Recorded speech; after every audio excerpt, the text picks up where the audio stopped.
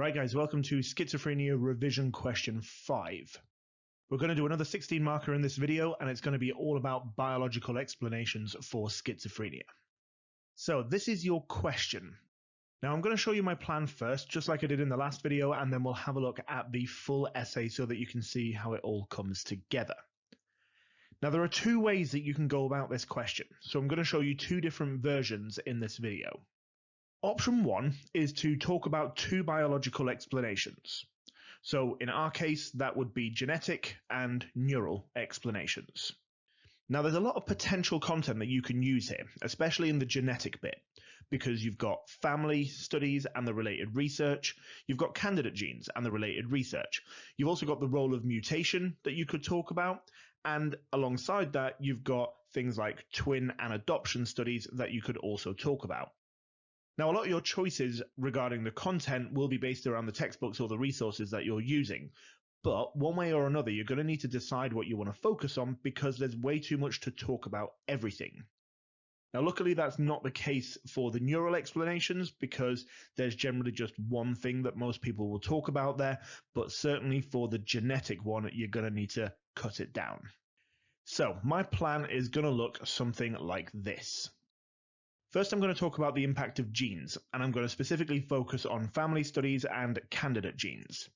The reason I'm going to do that is because there's some nice research that I can use, and that will add some nice detail to my outline. The second part of my outline is going to be all about neural correlates, more specifically the dopamine hypothesis. Now, I'm going to be using 4 evaluation points for this essay, although my fourth one is quite short. The only reason I'm using 4 instead of 3 is because I want there to be some extra discussion for both my biological explanations. Okay. In reality, you'll still be able to get a good mark with 3 evaluation points, but having that fourth will just add that extra layer of discussion for the dopamine hypothesis.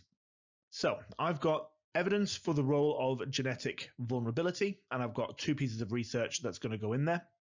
I'm then going to follow that up by evidence that there are also environmental factors that can play a role in the development of schizophrenia, which is effectively going to be a limitation because it shows that it's not all about the biological factors.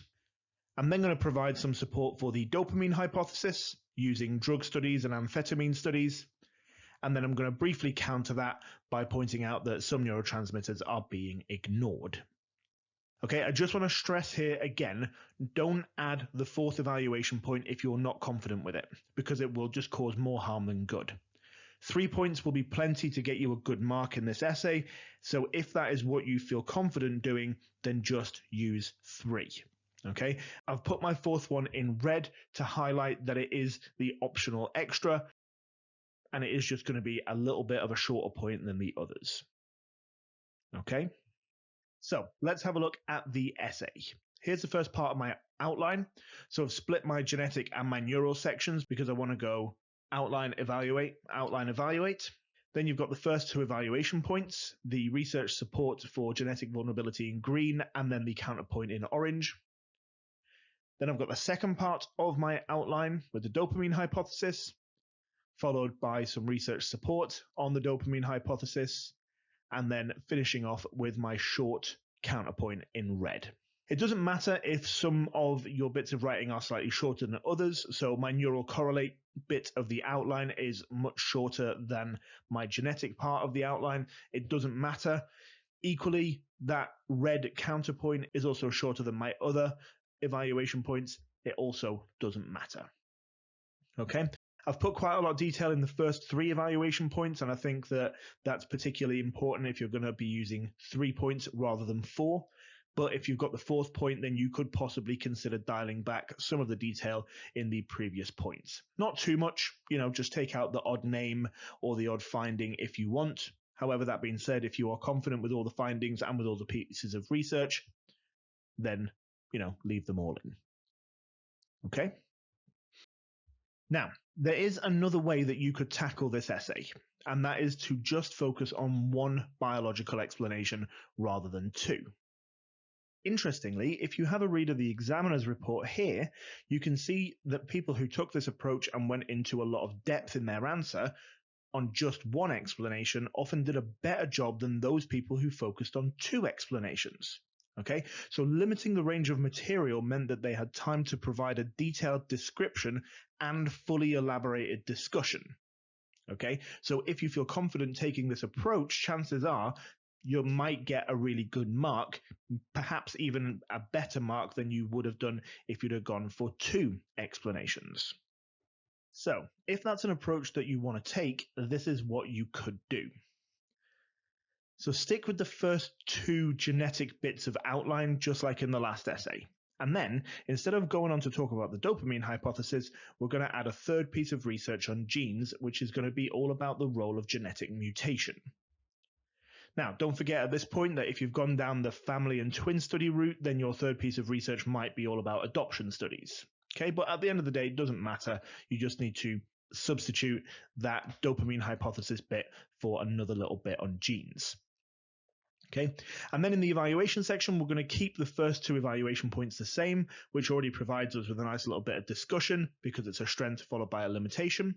But then we're also going to talk about genetic counseling as well, which is a real-world application and a strength. But there's also a little bit of discussion within that point as well, because there is this question about how useful genetic counseling actually is. Okay, so it is a discussion point within one evaluation point. Okay, and here it is. Again, outline in blue, mainly the same except for the little bit at the end which covers the role of mutation rather than the dopamine hypothesis. Then you've got the first two evaluation points, which are exactly the same as in the last essay, followed by the final point, which is the discussion point about genetic counseling. Now, of course, you could have used the neural explanations as your one bit of outline rather than the role of genes. Wouldn't have been a problem. I just felt that there was more to say if you used genetics.